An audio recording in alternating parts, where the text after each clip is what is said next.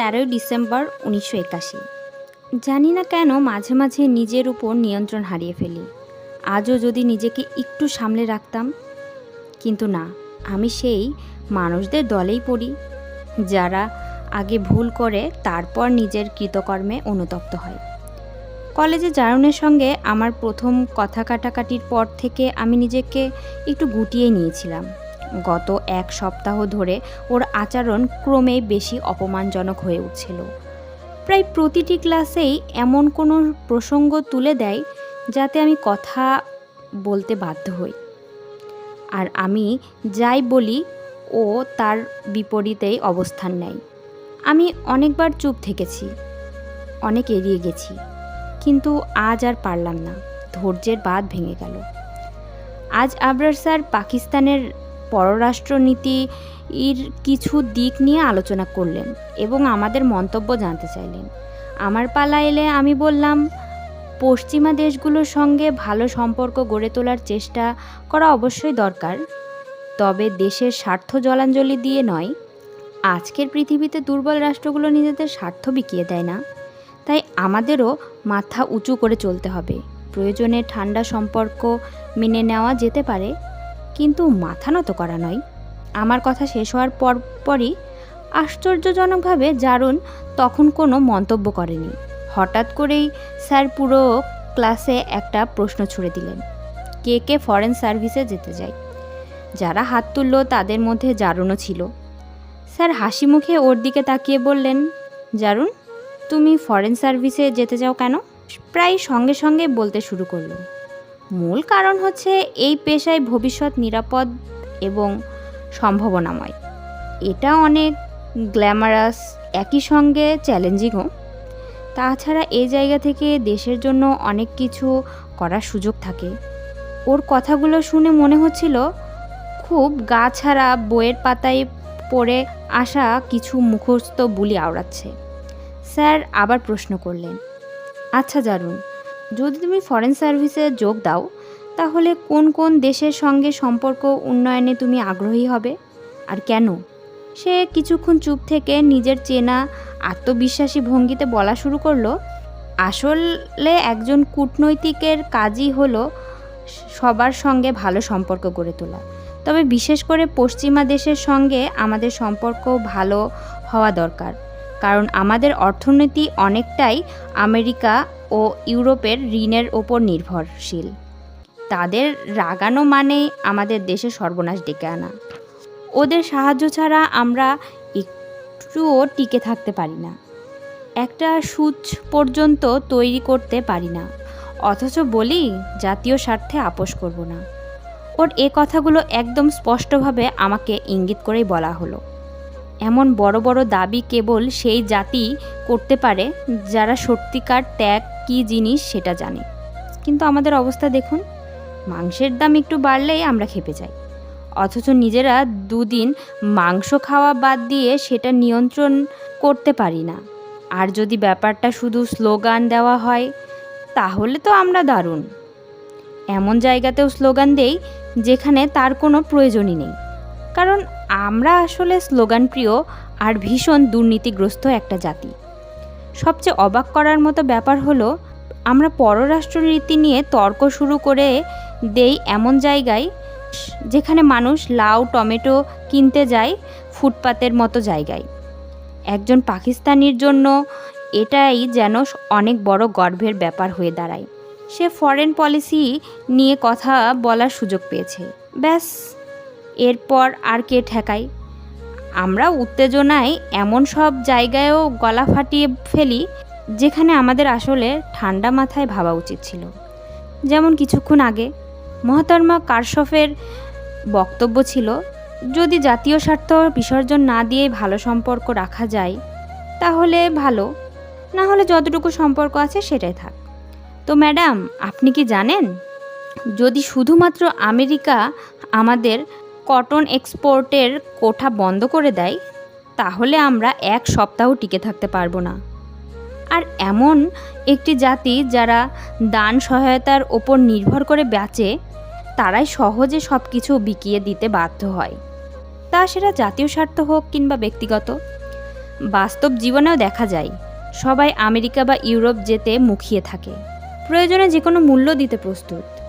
কাজেই আমার মতে ফরেন পলিসির মতো গুরুতর বিষয়ে এভাবে না ভেবে কিছু বলে ফেলা একেবারেই দায়িত্বজ্ঞানহীন, যেমনটা কিছুক্ষণ আগে এই ভদ্রমহিলা বলেছিলেন। এই পুরো বক্তব্যে ওর ভঙ্গি এতটাই অপমানজনক ছিল যে আমি আর চুপ করে থাকতে পারিনি। প্রথমত আমি বললাম, আমি এখানে বসে ফরেন পলিসি তৈরি করছি না যে আমার কথায় সবটা বদলে যাবে। আমি আমার ব্যক্তিগত মতামত জানিয়েছি, আর সবারই নিজের মত প্রকাশের অধিকার আছে। তবে আপনার করা অভিযোগগুলোর উত্তর আমি অবশ্যই দিতে চাই। তারপর আমি ওর তথাকথিত যুক্তিগুলো একের পর এক খণ্ডন করতে লাগলাম। ও 2-3 বার আমাকে থামানোর চেষ্টা করলো, কিন্তু পারল না। আমি বুঝতে পারছিলাম ও প্রচণ্ড অপমানিত বোধ করছে। ক্লাস চলাকালীন আমি ওর মুখের অভিব্যক্তি দেখতে পাইনি, কারণ ও আমার থেকে বেশ দূরে ছিল।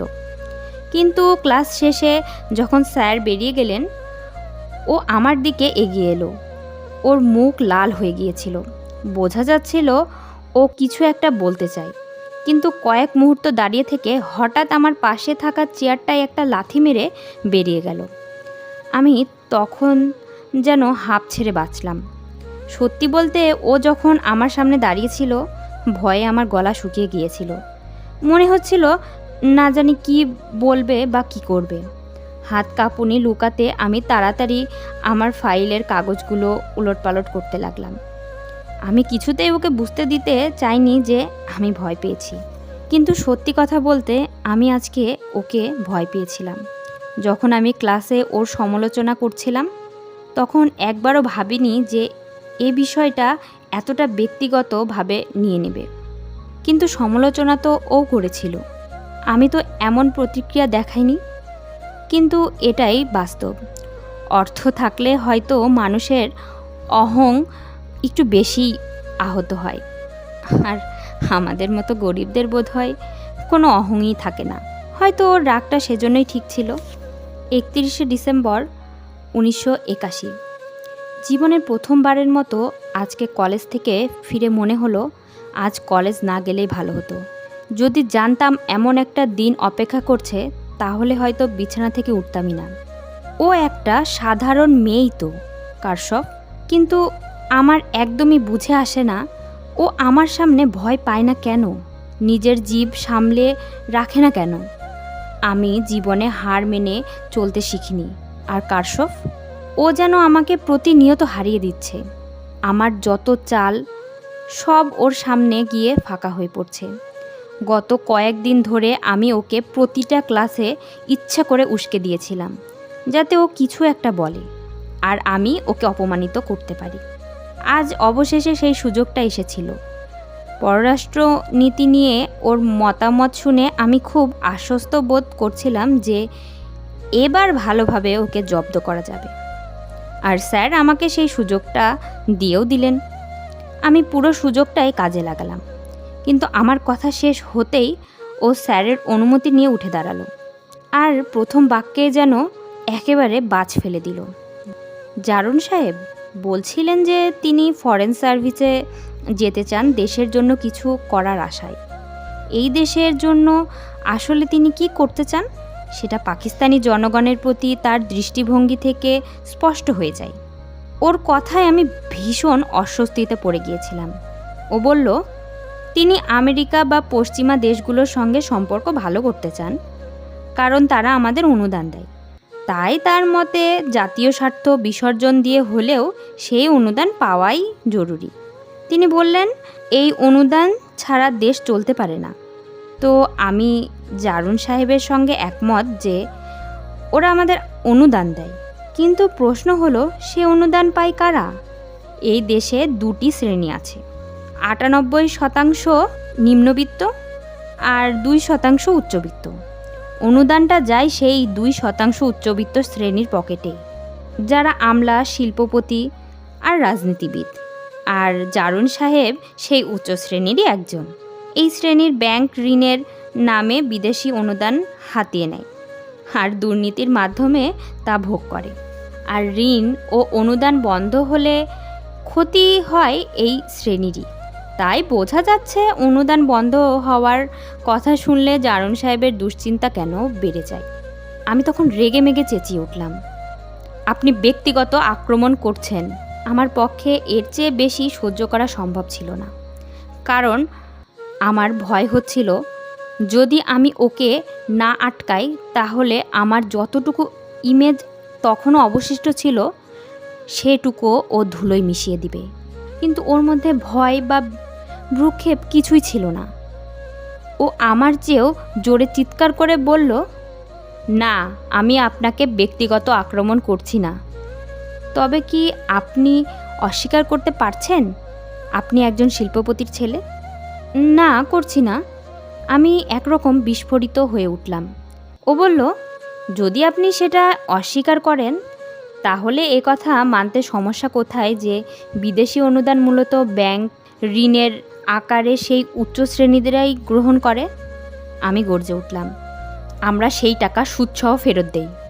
ও নির্লিপ্ত ভঙ্গিতে বলল, হ্যাঁ দেন, আমি বলছি না দেন না। আমি শুধু বলছি সেই অনুদান আপনারাই ভোগ করেন। বাকি 98% জনগণ তো কিছুই পায় না। আপনি এখনও এই সত্যিটা অস্বীকার করবেন? আমি এক মুহূর্তে বুঝে উঠতে পারছিলাম না কি বলবো। শেষ চেষ্টা হিসেবে আমি স্যারের দিকে তাকিয়ে বললাম, স্যার, আপনি ওকে থামাচ্ছেন না কেন? কিন্তু স্যার কিছু বলার আগেই ও বলে উঠল, আমি উত্তর দিচ্ছি, স্যার আমাকে থামাচ্ছেন না কেন? কারণ আপনি আমাদের দুর্নীতিগ্রস্ত জাতি বলেছেন। আপনার এ কথায় শুধু আমি না, পুরো ক্লাস আহত হয়েছে, এমনকি স্যারও। স্যারের মুচকি হাসিটা আরও গভীর হলো। মেয়েটা সত্যি বুদ্ধিমত্তার পরিচয় দিয়েছিল। স্যার বললেন, জারুন, আমি তোমাকেও তো থামাইনি। তুমি তোমার মতামত দিয়েছ, এখন ওকে বলতে দাও। আমি চুপ করে গেলাম। নিজের বলা কথা যেন আমার গলায় ফাঁস হয়ে গেল। স্যারের ইশারা পেয়ে সে আবারও বলা শুরু করলো, আমরা যখন কিছুই পাই না তখন কেন আমাদের স্বাধীনতা বা স্বার্থ বিক্রি করতে হবে? তিনি বলেছিলেন, আমরা কখনো সূচি তৈরি করতে পারি না, এটা আমাদের দোষ। সুই যদি বানাতে না পারি তার কারণ তো আমাদের কারখানা নেই। আমরা কি ইচ্ছা করলেই কারখানা দিতে পারি? আমাদের কাছে এত টাকা কোথায়? এই কারখানা তো ওরা দেয়, টাকা তো ওদের কাছে। জারুন সাহেব আরও বললেন, আমরা 2 দিন মাংস না খেয়ে থাকতে পারি না। প্রশ্ন হলো, এই 98% মানুষ মাংস খায় কই? ওরা তো ডাল ভাতেই শুকরিয়া আদায় করে। মাংস খাবার বিলাসিতা তো সেই 2% শ্রেণীর। জারুন সাহেব বললেন, আমরা স্লোগানবাজ, দুর্নীতিগ্রস্ত। আমি তাকে শুধু বলবো, এমন একটা দেশ দেখান যেখানে দুর্নীতি নেই। যে আমেরিকার এত প্রশংসা করছেন সেখানে কি দুর্নীতি নেই? হ্যাঁ, সেখানেও দুর্নীতি আছে।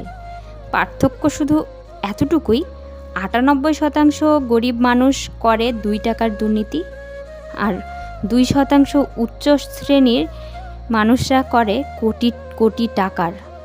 আর যদি গরিবরা দুর্নীতি বন্ধ করে দেয়, উচ্চবিত্তরা কি পারবে বন্ধ করতে? ওর কণ্ঠ তখনও রীতিমতো রুক্ষ কিন্তু যুক্তিপূর্ণ। ও শেষবার বলল, জারুন সাহেব বলেছিলেন ফরেন পলিসি নিয়ে ফুটপাতের বাজারে আলোচনা হয়। হ্যাঁ হয়, হবেও, সবজি বাজারেও হবে, কারণ 98% মানুষ যে সেখানেই থাকে। ওদের কি মতামত প্রকাশের অধিকার নেই? ওরা কি 2য় শ্রেণীর নাগরিক? অথচ যে আমেরিকার দৃষ্টান্ত দিচ্ছেন সেখানে তো জনগণের মতামতের উপর ভিত্তি করেই নীতিমালা নির্ধারণ করা হয়। তিনি আরও বললেন, আমেরিকা আমাদের কটন কোঠা দেশের অর্থনীতি ধসে পড়বে। বাতিল করুক, করলে ক্ষতি হবে কাদের? সেই 2% শ্রেণীর। ওদের ফ্যাক্টরি বন্ধ হবে, বিদেশে ভ্রমণ কমে যাবে, কিন্তু 98% মানুষ তখনও বেঁচে ছিল, এখনও থাকবে।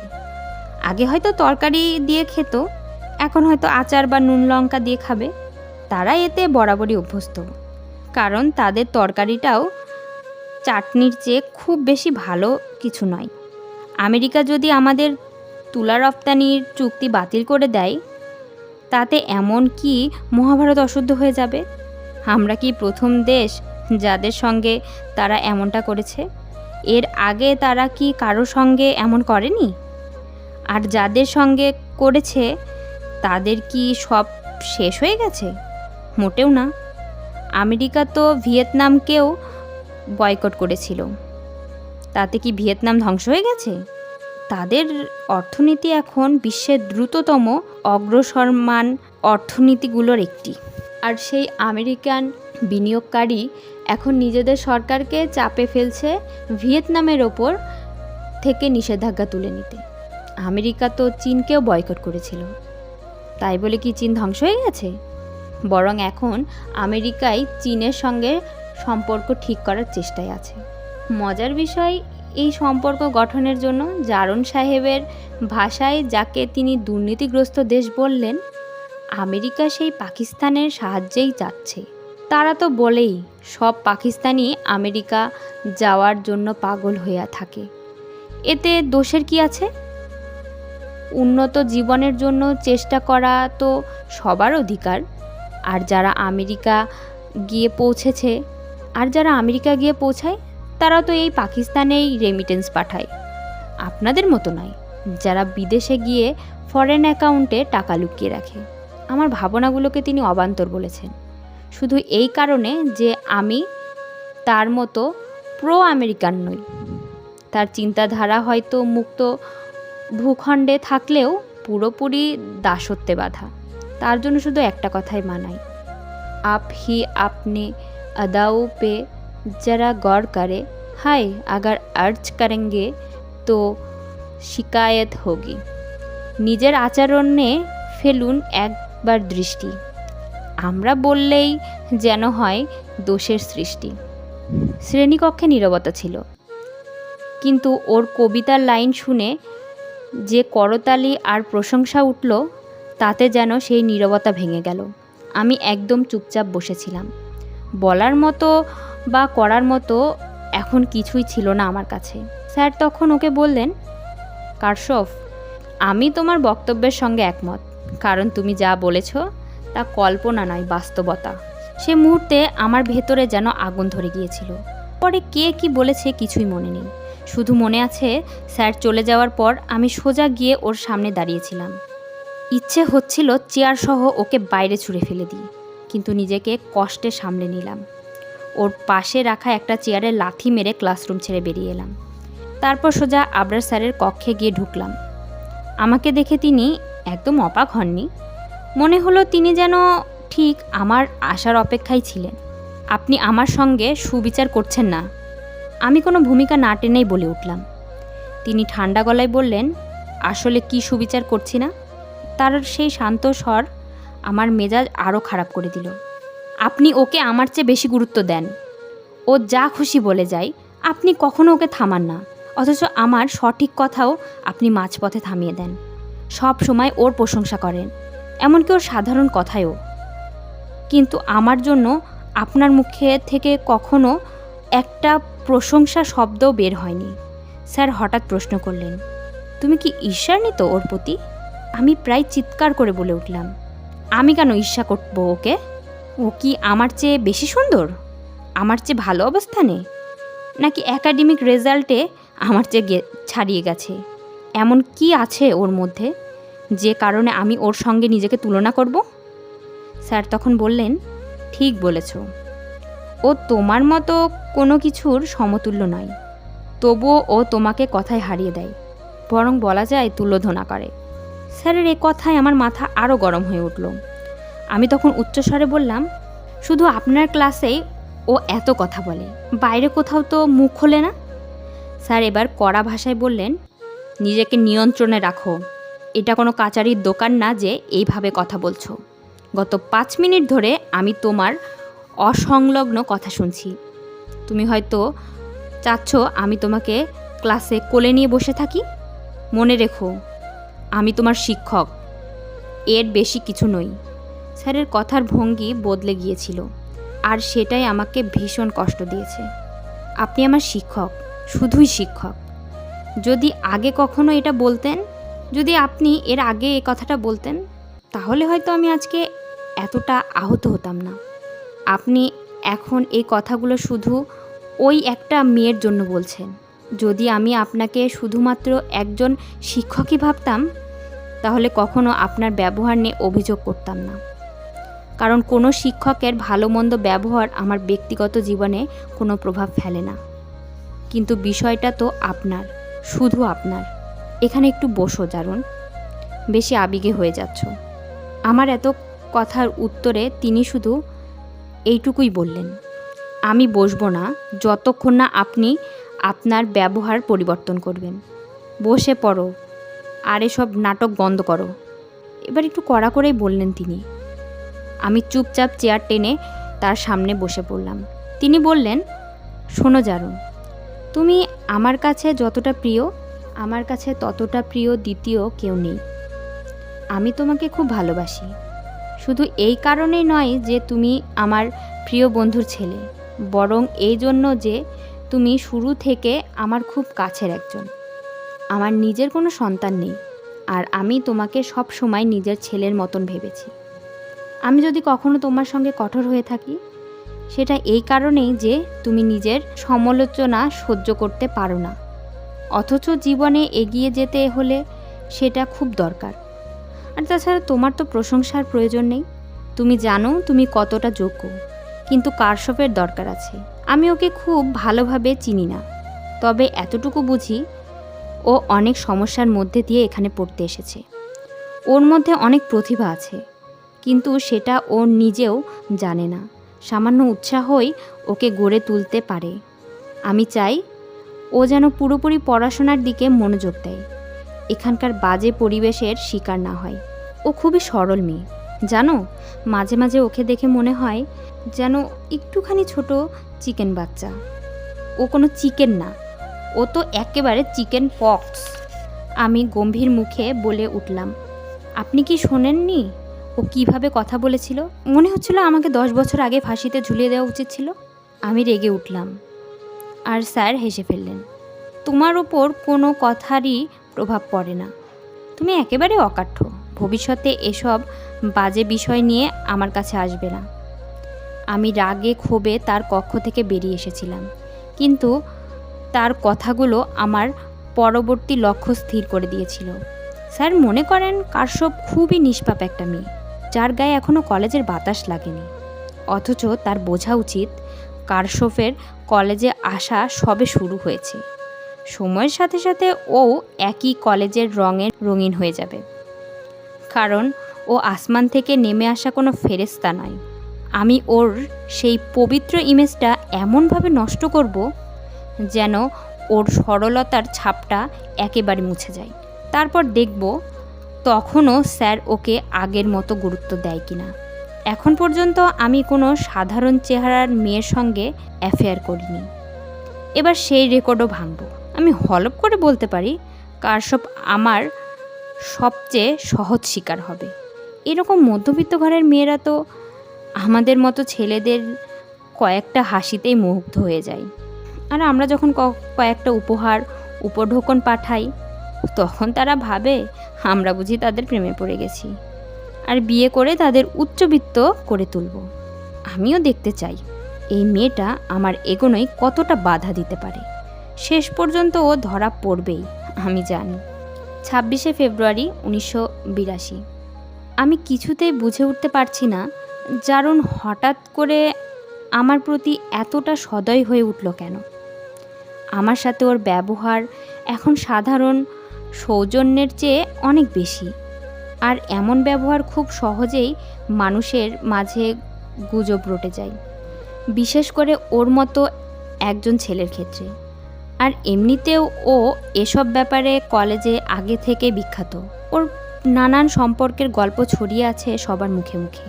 ওর এই অতিরিক্ত সৌজন্যে আমার নিজের ইমেজও নষ্ট হয়ে যেতে পারে, কিন্তু আমি বুঝতে পারছি না ওকে কিভাবে থামাবো। ওর আচরণের এই পরিবর্তনটা এসেছে ঠিক সেই দিন থেকে যেদিন আবরার স্যারের ক্লাসে ওর সঙ্গে আমার তর্ক হয়েছিল। তার পরদিনই ও এসে আমার কাছে ক্ষমা চেয়েছিল। তখন আমি সত্যিই খুশি হয়েছিলাম এই ভেবে যে ও নিজের ভুলটা বুঝতে পেরেছে, কিন্তু আমার ষষ্ঠ ইন্দ্রিয় আমাকে তখনও সাবধান করছিল এটা কোনো ঝামেলা শুরু হতে পারে। আমি ওকে খুব ভালোভাবে চিনি না, তবে কলেজ জুড়ে ও একটা রুক্ষ অহংকারী ছেলে হিসেবে পরিচিত। সবাই বলে ও সাধারণ, যে কাউকে পাত্তা দেয় না, আর ক্ষমা চাওয়ার তো প্রশ্নই ওঠে না। কিন্তু এখন আমি সত্যি ওর ওপর বিরক্ত। কলেজে কোথাও আমাকে দেখলেই সালাম না দিয়ে যায় না, ক্লাসেও এখন আমার সঙ্গে তর্ক করে না। আর এতে আমি দারুণ অস্বস্তিতে পড়ে যাচ্ছি, কারণ সবার নজরে পড়ছে ব্যাপারটা। কাল ফারজানাও আমাকে বলল, কারশফ, জারুন তো আজকাল তোমার প্রতি দারুণ সদয় হয়ে উঠেছে, অথচ আগে তো তোমাদের একেবারে বনিবনাই ছিল না। ওর কথা শুনে আমি এক মুহূর্তের জন্য থমকে গিয়েছিলাম, কিন্তু মুখে স্বাভাবিক ভাব রেখে বলেছিলাম, ফারজানা, ওর এই ভালো মানুষই বা রাগ কোনোটাই আমার কেয়ার করার মতো কিছু নয়। ও যদি আবার আগের মতো ক্লাসে বোকামি করা শুরু করে, আমি আগের মতোই প্রতিবাদ করব। আর আমি মনে করি না ও আমার পেছনে পড়েছে। আমার মনে হয় এখন ও স্বাভাবিক হয়েছে, বরং আগে অস্বাভাবিক ছিল। আমি কখনো চাইনি ক্লাসে কোনো গ্রুপিং হোক, কিন্তু ও সেটা করেছিল। এখানে আমার মাত্র 2 বছর কাটাতে হবে। একটা বছর প্রায় কেটেই গেল, বাকি আরেকটাও কেটে যাবে। এরপর তো আমার এদের কারোর সঙ্গে কোনো যোগাযোগ থাকবে না। আমি একথা বলে রুম থেকে বেরিয়ে গিয়েছিলাম। আমি জানতাম কথাগুলো জারনের কানে ঠিকই পৌঁছে যাবে, কারণ ফারজানা ওরই দলের। আর আমি চাইছিলামও ও যেন এসব কথা জারনকে বলে দেয়, কারণ এখন আমি ওর আচরণে সত্যি ভয় পাচ্ছি। কয়েকদিন আগে আবরার স্যারও বলছিলেন, তোমরা এখন আর আগের মতো তর্ক করো না কেন? সে সময় আমি স্যারকে সাময়িকভাবে এড়িয়ে গিয়েছিলাম। স্যার, যদি প্রকৃত কোনো মতপার্থক্য হয় তাহলে তর্কের সুযোগ থাকে, কিন্তু অকারণে তর্কে জড়ানো আমার স্বভাব নেই। কিন্তু এরপর থেকে আমার মনটা অস্থির হয়ে উঠল, কারণ আমি বুঝতে পারলাম আমার ব্যবহারের এই সামান্য পরিবর্তনটাও স্যার লক্ষ্য করেছেন। এখন যদি কলেজে আমাদের নিয়ে কোনো গুজব রটে, তাহলে স্যার হয়তো সেটাকে বিশ্বাসও করে বসবেন, আর আমি সেটাই একদমই চাই না। তিনি আমার প্রতি যে মমতা আর শ্রদ্ধা দেখান, কখনো কোনো কারণে তা নষ্ট হয়ে গেলে আমি তা কখনোই সহ্য করতে পারবো না। গতকাল আমি ক্লাসে দেরিতে পৌঁছেছিলাম। সকাল থেকেই মাথা ব্যথা হচ্ছিল। প্রথম 2টো ক্লাস কোনো রকমে করার পরে ব্যথাটা আরও বেড়ে যায়। আমি ভাবলাম 1 কাপ চা আর একটা ট্যাবলেট খেলে হয়তো মাথাটা কিছুটা হালকা হবে, কিন্তু চা খেয়ে আবার ডিপার্টমেন্টে ফিরে আসার পথে মাথা এমন ঘুরতে লাগলো যে যখন ক্লাসরুমের সামনে পৌঁছালাম তখন স্যার ক্লাস নেওয়া শুরু করে দিয়েছেন। স্যার দেরিতে আসা একদমই পছন্দ করেন না। এ বিষয়ে তিনি তার প্রিয় ছাত্র জারুনকেও কখনো ছাড় দেননি, সেটা আমি নিজের চোখে দেখেছি। আমি তখন দ্বিধায় পড়ে গেলাম, ক্লাসে ঢুকবো কি না ঢুকবো না। ঠিক তখনই স্যার আমাকে দরজার সামনে দাঁড়িয়ে থাকতে দেখে ফেললেন। আমার ফ্যাকাশে মুখ দেখে হয়তো বুঝতে পারলেন কিছু একটা হয়েছে। কারশফ, ভেতরে চলে এসো, আজ তুমি একটু দেরি করে ফেলেছো। স্যার আমাকে বসার ইঙ্গিত দিলেন। আমি চারপাশে তাকাতে লাগলাম, কোথায় বসবো। তখন তিনি বললেন, এখানে বসো, জারুনের পাশের সিটে। একথা শুনে আমার মুখটা আরও ফ্যাকাশে হয়ে গেল। স্যার, মানে, আমি দ্বিধা ভরে বললাম। স্যার একটু অবাক হয়ে আমার দিকে তাকালেন। হ্যাঁ হ্যাঁ, এখানে তো কোনো দৈত্য বসে নেই যে তোমাকে খেয়ে ফেলবে, বসে পড়ো। আমার দ্বিধা তখনও কাটেনি, সেটা বুঝে তিনি হেসে ফেললেন। এই যে ঘাবড়াচ্ছ কেন? ও তো তোমার ভাইয়ের মতো। জারুন, বোনকে জায়গা দাও। স্যারের কথায় ক্লাসে হালকা হাসির রোল পড়ে গেল। জারুন নিজেও ফাইল সরিয়ে জায়গা করে দিল। আমি গিয়ে বসে পড়লাম। এরপর যখন লেকচার নোট নিচ্ছিলাম, হঠাৎ করে আমার কলমটা বন্ধ হয়ে গেল। কয়েকবার টানলাম, কিন্তু কিছুই বেরোলো না।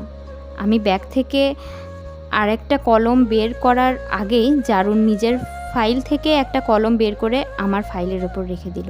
আমি একটু চমকে ওর দিকে তাকালাম, কিন্তু ও তখন মনোযোগ দিয়ে লিখে যাচ্ছে। আমি কালক্ষেপণ না করে ওর দেওয়া কলমে লিখতে শুরু করলাম, কারণ স্যার খুব দ্রুত লেকচার দিচ্ছেন। লেকচার শেষে আমি জারুনকে ধন্যবাদ দিয়ে কলমটা ফেরত দিলাম, কিন্তু যতক্ষণ কলমটা আমার হাতে ছিল আমি এক অদ্ভুত অনুভূতির মধ্যে ছিলাম। কলমটা খুব দামি ছিল, আর কি চমৎকার লেখা বেরোচ্ছিল। আমার নিজের কলমে লেখা শব্দগুলো ওর কলম দিয়ে লেখা শব্দগুলোর সামনে যেন অনেক সাধারণ, সাদামাটা আর নিচু মানের লাগছিল, ঠিক যেন আমার জীবনটার মতো। জারুনের মতো ছেলেরা এমন কলম ব্যবহার করতেই পারে, এটা ওদের জন্য স্বাভাবিক, কিন্তু আমাদের পক্ষে তো এমন কিছু কল্পনাও করা কঠিন। আমি ভাবলাম, কখনো কি এমন হবে যে আমারও এমন একটি কলম থাকবে? সম্ভবত না, কারণ আমি এতটাও ভাগ্যবান নই। ইচ্ছে শুধু কেবল তাদেরই পূরণ হয় যাদের কপালে সৌভাগ্য লেখা থাকে। 27শে ফেব্রুয়ারি 1982।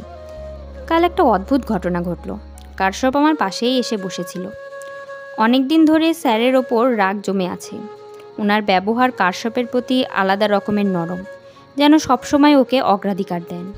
যেমন গতকালও ক্লাসে দেরিতে এলো, কিন্তু স্যার ওকে কিচ্ছু বললেন না এবং বিরক্তও হলেন না, বরং ওকে হাসি মুখে ক্লাসে ঢোকার অনুমতি দিলেন। অথচ আমি বা অন্য কেউ দেরি করে এলে স্যার যেন পুরো কিয়ামত বানিয়ে দিতেন। তবে আমার সব রাগ তখন মিলিয়ে গেল যখন স্যার ওকে আমার পাশে খালি চেয়ারে বসতে বললেন। আমি আসলে সেই চেয়ারটা উসামার জন্য ফাঁকা রেখেছিলাম। ও তখন ইংরেজি বিভাগের কারোর সঙ্গে দেখা করতে গিয়েছিল, কিন্তু স্যার আসার আগে ও ফিরে আসতে পারেনি। এজন্য পরে আর আসেনি, কারণ স্যারের রাগ কাকে বলে সেটা ও ভালো করেই জানে। তাই অপমানের ভয়ে ক্লাসে আর ঢোকেনি। যাই হোক, স্যারের বলার পর কারশপ প্রথমে বসেনি, কিন্তু স্যার যখন বললেন, জারুন বোনকে জায়গা দাও, আমি একটু হাসলাম, আর আশ্চর্যজনকভাবে ও মুচকি হাসলো। আমি চেয়ারে রাখা উসামার বইগুলো সরিয়ে ফেললাম, আর ও এসে বসে পড়ল। সবচেয়ে অবাক করা বিষয়, ও আমার এতটা কাছাকাছি বসে থেকেও একটু নার্ভাস হয়নি। বেশিরভাগ মেয়েই আমার পাশে বসলে অস্বস্তিতে পড়ে যায়, কম করে হলেও নোট লেখার সময় হাত কাঁপতে থাকে তাদের। আমি সব সময় সেই নার্ভাসনেসটাই উপভোগ করি, কিন্তু কারশপের হাত একটুও কাঁপেনি। ও একদম স্বাভাবিক ছিল, সাদামাটা অহংকারবিহীন হাতে লিখে যাচ্ছিল। লেকচার চলার সময় হঠাৎ ওর পেন কাজ করছিল না। আমি তখন ওর দিকেই খেয়াল রাখছিলাম, তাই ব্যাপারটা ধরতে পারি। আমি আমার একটা পেন বের করে ওকে দিলাম। লেকচার শেষে ও সেটা ফেরত দিল, একটা ধন্যবাদও বলল, কিন্তু না আমার চোখের দিকে তাকালো না, একটু হাসলো। আমি এখন সেদিনের অপেক্ষায় আছি যেদিন কারশপ আমার অস্তিত্বকে ভেবে অবহেলা করতে পারবে না। আমি জানি একদিন ও আমাকে নিয়ে স্বপ্ন দেখবে, আর আমার অনুপস্থিতিতে নিজেকে অসম্পূর্ণ মনে করবে। সেদিন খুব বেশি দেরি নয়।